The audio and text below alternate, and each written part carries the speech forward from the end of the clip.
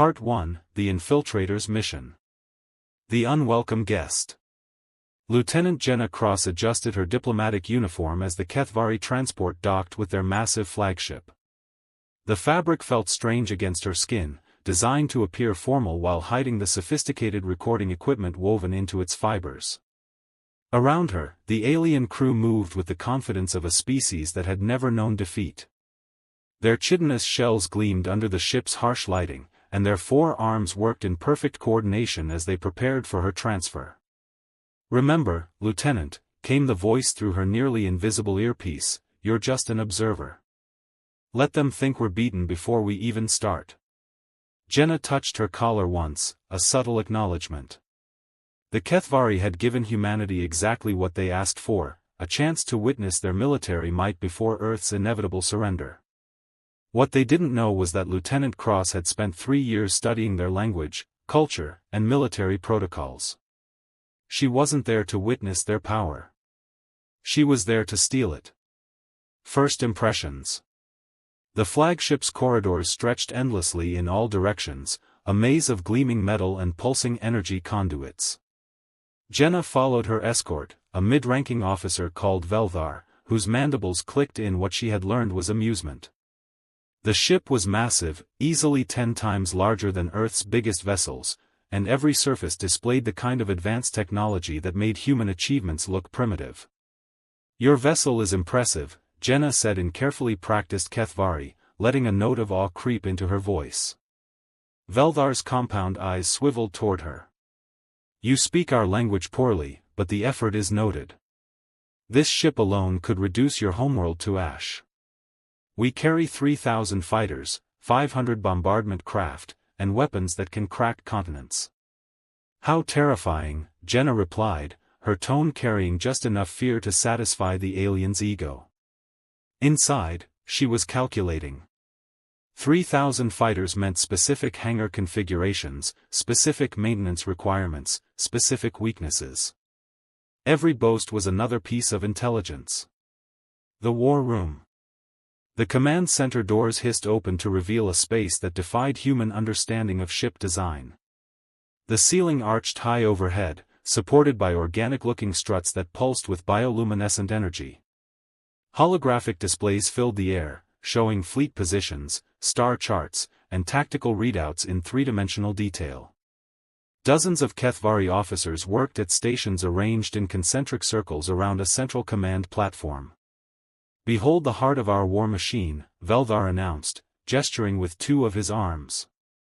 "From here, we coordinate the conquest of entire star systems."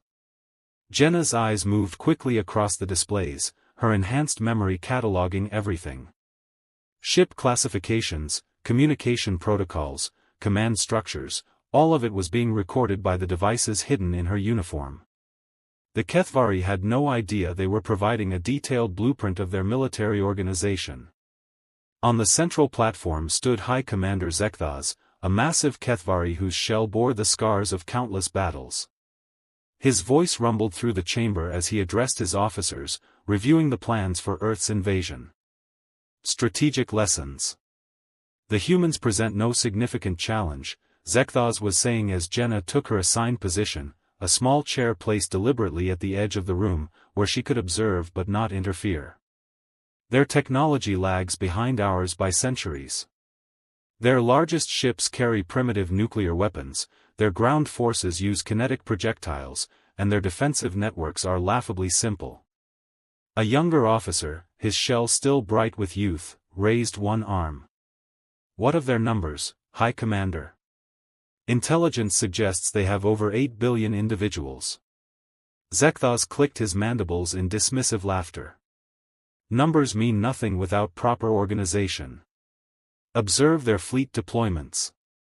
A holographic display materialized, showing Earth's defensive positions.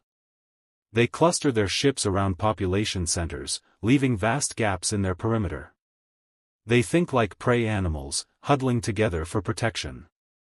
Jenna nodded thoughtfully, as if absorbing a lesson in human inadequacy. In reality, she was learning exactly how the Kethvari analyze defensive strategies. Their tactical doctrine emphasized overwhelming force concentrated at single points, effective against conventionally organized enemies, but potentially vulnerable to more flexible approaches. The Academy of War. Tomorrow, you will visit our war college, Velvar informed her as they returned to her assigned quarters. High Command believes your species might benefit from understanding proper military doctrine before your integration into our empire. Integration? Jenna asked, though she already knew the answer. Of course. The Kethvari do not destroy useful resources. Your people will be relocated to suitable worlds where they can contribute to our empire's growth. Those with potential will be educated in our ways. Jenna's quarters were sparse but comfortable, clearly designed for humanoid guests. A viewing portal showed the stars wheeling slowly past as the flagship adjusted its position. Somewhere out there, Earth's leaders were waiting for her report, hoping for any advantage that might help their world survive the coming storm. She activated a small device hidden in her personal effects, a quantum communicator that would transmit compressed data bursts during the ship's regular communication windows. The message was brief but crucial: Phase 1 complete. Proceeding to tactical assessment. Their arrogance is our greatest weapon. Hidden purposes. As Jenna prepared for sleep, she reflected on the day's observations. The Kethvari were indeed powerful, their technology advanced beyond human capabilities.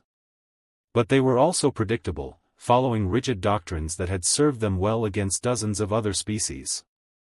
They saw humanity through the lens of their previous conquests, expecting the same patterns of resistance and defeat. What they didn't understand was that humans had something their previous enemies lacked: the ability to learn from observation, to adapt quickly, and to turn an enemy's strength against them. Every tactical display she had seen, every boast about their military might, every casual revelation about their strategic thinking was being analyzed and catalogued. The Kethvari thought they were showing off their superiority to a defeated enemy. Instead, they were teaching their most dangerous student. Lieutenant Jenna Cross closed her eyes and smiled. Tomorrow would bring new lessons, and humanity was a very quick learner. The first phase of the plan was working perfectly. The Kethvari believed they were dealing with just another primitive species, ready to be conquered and absorbed. They had no idea that their observer was actually their future teacher, and the student was about to become the master. Part 2, Lessons in Warfare. The War Academy. Colonel Marcus Webb stood at the edge of the Kethvari training grounds, watching alien cadets practice combat maneuvers under the harsh light of twin suns. The academy sprawled across the surface of Keth Moros Prime like a mechanical cancer, its towers and training facilities stretching to the horizon. Steam rose from combat pits where young warriors tested their skills against holographic enemies, their chitinous shells gleaming with sweat and determination. "Impressive, is it not?" asked War Master Thekval, his scarred shell marking him as a veteran of dozens of campaigns. "Here we forge the instruments of the Empire's expansion. Every cadet who graduates from this academy has conquered at least 3 worlds before their 20th molting." Webb nodded appreciatively, his expression carefully neutral. "Your training methods are certainly thorough." Inside his specially modified uniform, recording devices captured every detail of the facility's layout, training protocols, and tactical doctrines. The Kethvari had invited him here to demonstrate their military superiority, not knowing they were providing a masterclass in their own defeat. The Philosophy of Conquest. The first lesson took place in an amphitheater carved from black stone, its walls decorated with the skulls of defeated alien species. Hundreds of young Kethvari cadets filled the seats, their compound eyes focused on the central platform where Thekval began his lecture. "Conquest is not merely about superior firepower," the War Master declared, his voice echoing through the chamber. "It is about understanding your enemy's weaknesses and exploiting them ruthlessly. Every species has predictable patterns of behavior that can be turned against them." Webb leaned forward, genuinely interested. This was exactly what he had come to learn. The Zelani fought with honor codes that made them predictable, Thekval continued. The Moravec relied too heavily on their defensive technologies. The Quillian trusted in their numerical superiority. Each species believed their greatest strength would save them. Each was wrong. A young cadet raised her arm.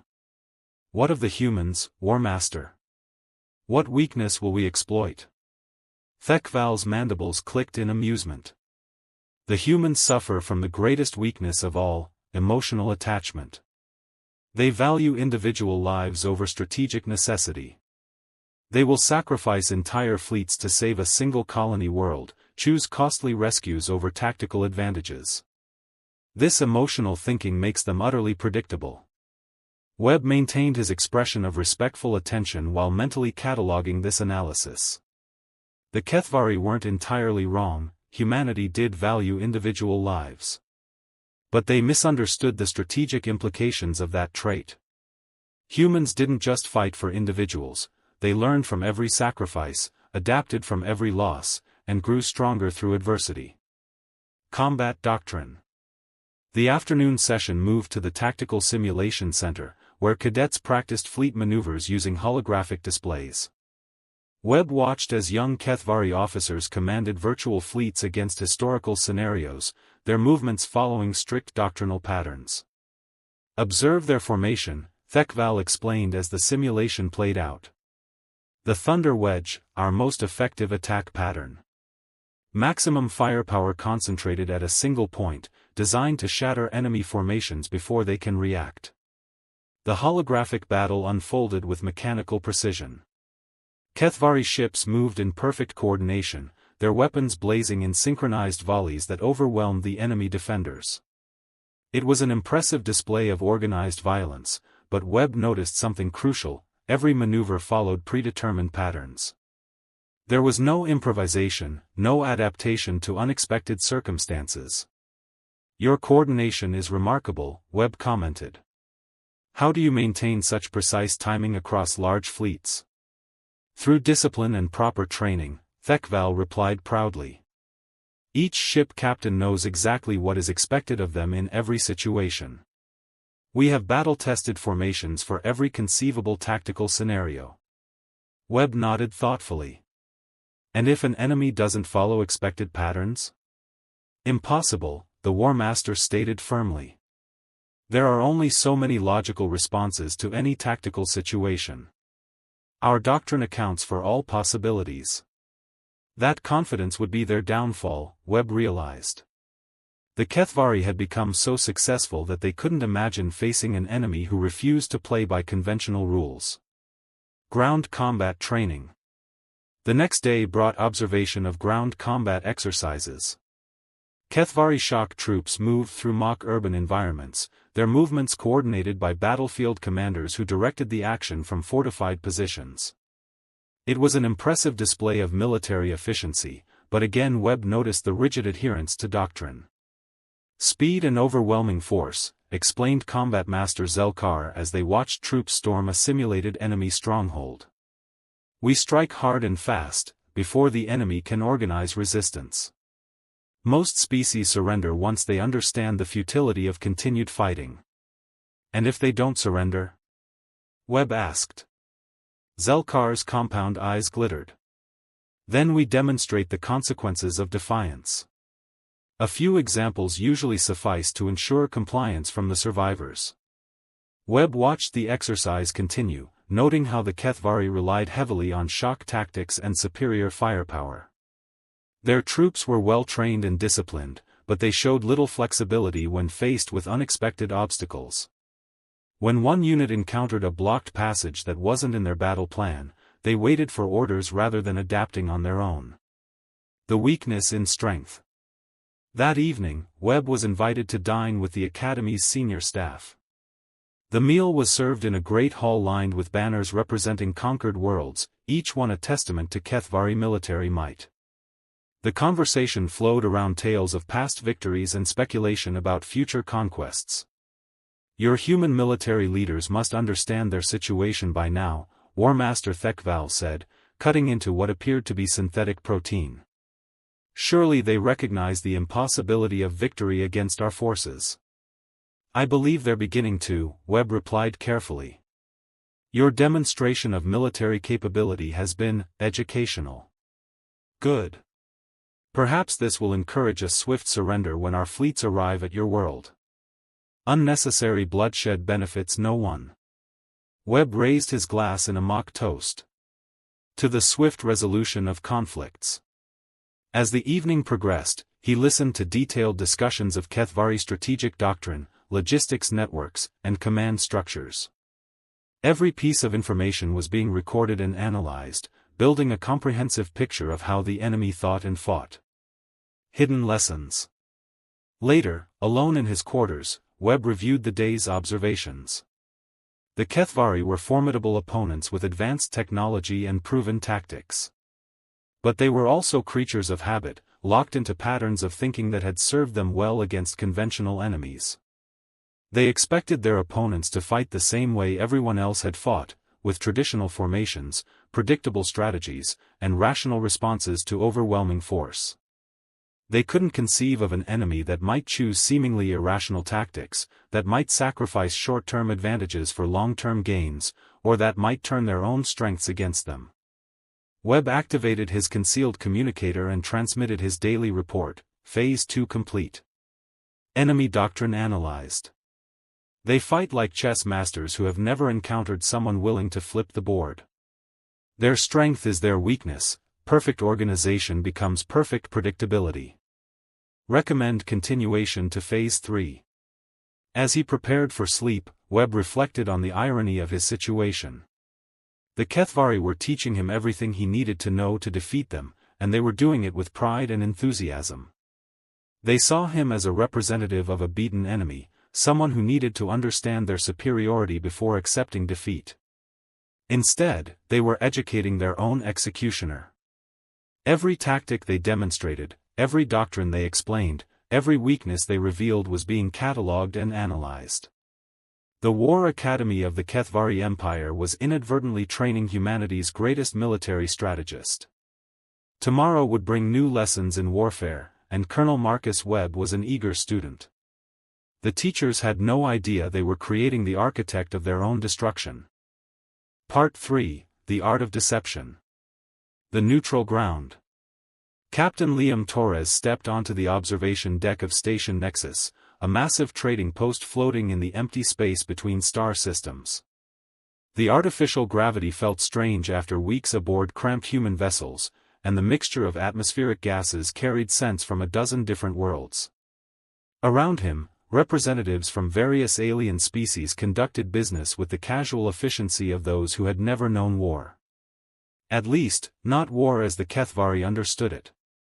Captain Torres, came a familiar clicking voice. High Negotiator Vexthera approached with the measured stride of someone accustomed to diplomatic protocol. Her shell bore the golden markings of the Kethvari diplomatic corps, and her 4 arms moved in carefully controlled gestures that Torres had learned to read like a book. I trust your journey was comfortable? As comfortable as could be expected, Torres replied with just the right note of resignation in his voice. He was here as Earth's representative for what the Kethvari called transition negotiations, essentially discussing the terms of humanity's surrender and integration into their empire. What they didn't know was that Captain Torres held advanced degrees in psychology, xenobiology, and cultural analysis. He wasn't here to negotiate surrender. He was here to study the enemy's mind. The psychology of empire. The negotiations took place in a conference room overlooking the station's central hub, where thousands of beings from hundreds of worlds went about their daily business. The view was intended to demonstrate the benefits of Kethvari rule, peace, prosperity, and order across multiple star systems. Observe the harmony, Vexthera said, gesturing toward the viewing portal. Former enemies now work side by side, their conflicts resolved through integration into our empire. This could be humanity's future as well. Torres studied the scene with professional interest. The various species did indeed appear to coexist peacefully, but he noticed the subtle hierarchies at work. Kethvari moved through the crowds with automatic deference from others, security forces were exclusively Kethvari or their most trusted client species, and certain areas were clearly restricted based on species classification. Impressive, he said aloud. How do you maintain such order among so many different cultures? Through understanding, Vexthera replied, settling into her seat across the negotiation table. Each species has particular strengths and weaknesses, desires and fears. By appealing to these fundamental drives, we can guide them toward behaviors that benefit the greater empire. Torres leaned forward with apparent interest. Could you give me an example? The manipulation manual. Vexthera activated a holographic display showing various alien species and their psychological profiles. The Moravec, for instance, are naturally cautious and value security above all else. We offered them protection from their enemies in exchange for loyalty. The Zelani prize honor and warrior traditions. We gave them meaningful roles in our military structure. The Quillian are merchants at heart. We provided them with expanded trade opportunities. And humans? Torres asked, though he suspected he already knew the answer. Humans are emotional creatures driven by attachment to family and community, the negotiator explained. They will sacrifice rational self-interest to protect those they care about. This makes them predictable and manageable once we understand their emotional triggers. Torres nodded thoughtfully while his hidden recording devices captured every word. The Kethvari weren't entirely wrong about human psychology, but they were making a critical error. They assumed that emotional attachment was a weakness to be exploited, not understanding that it could also be a source of incredible strength and determination. Your analysis is fascinating, he said. How do you handle species that might resist these psychological approaches? Vexthera's mandibles clicked in. What Torres had learned was satisfaction. Resistance is always temporary. Every species believes they are unique, that their particular strengths will allow them to maintain independence. They are always wrong. Cultural dissection. The afternoon session focused on human culture and social structures. Vexthera had clearly done her research, presenting detailed analyses of human government systems, religious beliefs, and social hierarchies. It was uncomfortably accurate in many ways, but also revealed crucial blind spots in Kethvari understanding. Your species' tendency toward tribal thinking works in our favor, the negotiator explained. Humans naturally form small, loyal groups that compete with other groups. By co-opting key leaders and offering benefits to certain populations, we can turn these tribal instincts against unified resistance. You've certainly studied us thoroughly, Torres observed. Knowledge is the foundation of successful integration. We have analyzed your information networks, entertainment media, and communication patterns. Humans respond predictably to certain types of messaging and authority figures. Torres maintained his expression of respectful attention while internally noting the Kethvari's fundamental misunderstanding. They saw human diversity as weakness to be exploited, not recognizing it as a source of resilience and adaptability. They thought in terms of controlling populations, not understanding individuals who might choose to act against their own apparent self-interest. The art of reading minds. As the day progressed, Torres began to understand how the Kethvari approached psychological warfare. They were skilled at identifying and exploiting obvious emotional triggers, but they lacked subtlety in reading deeper motivations. They expected rational responses to their offers and threats, not understanding that humans could act on principles that transcended immediate self-interest. Let me show you something interesting, Vexthera said, activating another holographic display. These are psychological profiles of your human leadership, compiled from public records and behavioral analysis. Torres studied the profiles with professional fascination. The Kethvari had indeed gathered extensive information about Earth's leaders, but their analysis was surprisingly shallow. They focused on obvious traits and public behaviors, missing the subtle indicators that would reveal true character and likely responses under pressure. Very thorough, he commented. I'm curious about your methodology. We analyze public statements, decision patterns, and social connections, Vexthera explained proudly. Most species leaders follow predictable patterns based on their psychological makeup and cultural conditioning. That confidence would be their downfall, Torres realized. The Kethvari were so convinced of their analytical abilities that they couldn't imagine their subjects might be aware of being studied and actively working to deceive their observers. Hidden depths.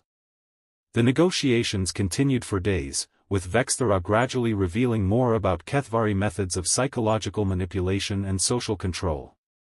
She clearly viewed Torres as a defeated enemy who needed to understand the futility of resistance, not realizing she was providing a masterclass in her species' strategic thinking.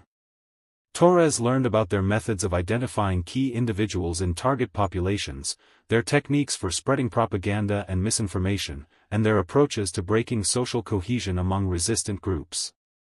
Every revelation was carefully recorded and analyzed. "Your people are fortunate," Vexthara said during one session. "Many species require harsh lessons before accepting the benefits of integration. Humans appear rational enough to recognize inevitability when it is explained to them. We do tend to be practical," Torres agreed with carefully modulated resignation. "Excellent. This suggests the transition period will be relatively smooth. Your leaders will see the wisdom of cooperation once they understand the alternatives." The student becomes the teacher. On the final day of negotiations, Torres presented his preliminary acceptance of Kethvari terms, complete with suggestions for managing human psychological concerns during the integration process. Vexthara was clearly pleased with his apparent cooperation and understanding. "You have been an exceptional negotiating partner," she told him as they concluded their sessions. "Your grasp of the situation and willingness to work toward a beneficial outcome is encouraging." "I've learned a great deal," Torres replied truthfully. "Your insights into human psychology have been illuminating."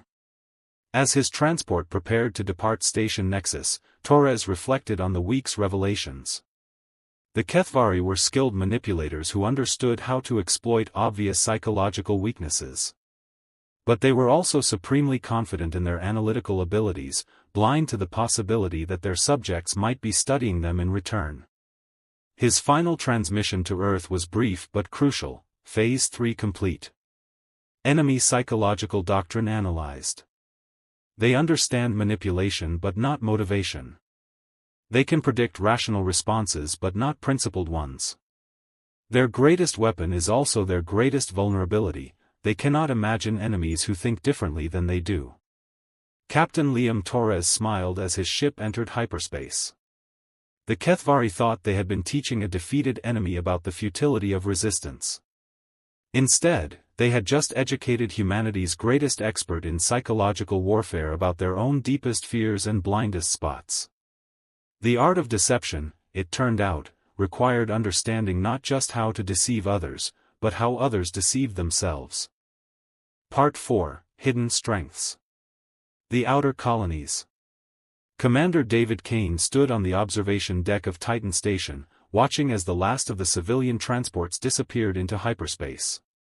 The evacuation of the outer colonies was proceeding according to plan, though to any Kethvari observers it would appear to be nothing more than panicked flight from superior forces. The truth was far more sophisticated. "Sir, the mining platforms have been cleared," reported Lieutenant Foster, her voice carrying across the command center. "All personnel and equipment relocated to the secondary positions." Kane nodded, watching as automated systems began their carefully orchestrated shutdown sequences. To enemy reconnaissance, it would look like humanity was abandoning its outer settlements in fear. In reality, they were implementing lessons learned from weeks of studying Kethvari tactical doctrine, psychological warfare, and strategic thinking. "Excellent. What's the status on the defensive modifications?" "All installations have been reconfigured according to the intelligence reports from Torres, Webb, and Cross," Foster replied. "The Kethvari won't recognize what they're seeing until it's too late." The art of appearing weak. The command staff gathered around the central holographic display, showing the positions of human forces throughout the system. To untrained eyes, it looked like a desperate defensive posture: ships clustered around population centers, gaps in the perimeter, obvious weaknesses that any competent military force could exploit. Kane smiled grimly. Every apparent weakness was carefully calculated. Remember what Colonel Webb learned at their war academy, he addressed his officers. The Kethvari expect their enemies to follow conventional tactical doctrine. They have battle-tested formations for every conceivable scenario because they can't imagine anyone refusing to play by the rules. Lieutenant Foster studied the display with growing understanding. So we give them exactly what they expect to see. Precisely. Their psychological profile suggests they'll interpret our apparent disorganization as proof of human incompetence. They'll attack where we appear weakest, following the same patterns that have served them for centuries. The genius of the plan was its simplicity. 3 human observers had spent months studying Kethvari military doctrine, psychological warfare techniques, and strategic thinking. Now humanity would use that knowledge to turn the enemy's greatest strengths against them. Lessons applied. The defense preparations continued throughout the outer colonies, with each installation modified according to intelligence gathered from the observation missions.